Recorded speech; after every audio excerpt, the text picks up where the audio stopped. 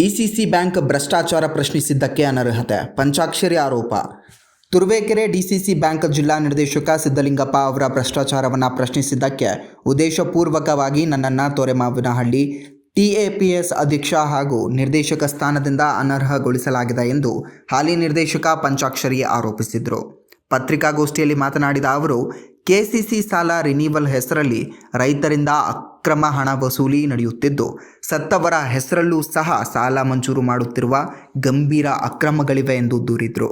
ಲಂಚ ಪಡೆದಿಲ್ಲವೆಂದರೆ ಸಿದ್ದಲಿಂಗಪ್ಪ ಅವರ ಗ್ರಾಮ ದೇವತೆ ಮುಂದೆ ಪ್ರಮಾಣ ಮಾಡಲಿ, ನಾನೂ ಸಹ ಪ್ರಮಾಣ ಮಾಡಲು ಸಿದ್ಧನಿದ್ದೇನೆ ಎಂದು ಅವರು ಓಪನ್ ಚಾಲೆಂಜ್ ಹಾಕಿದರು.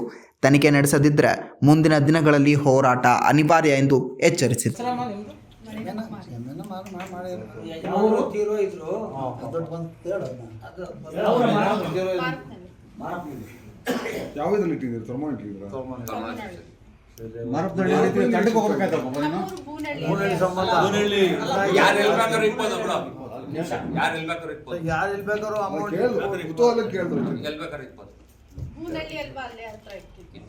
ನಿನ್ನಂತರ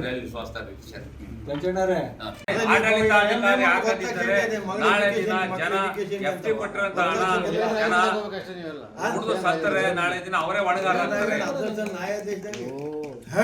ಸೂಕ್ತವಾದ ಕ್ರಮ ಕೈಗೊಳ್ಳಬೇಕು.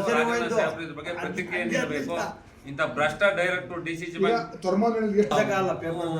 2 ಕೋಟಿ 80 ಲಕ್ಷ ಇದೆ.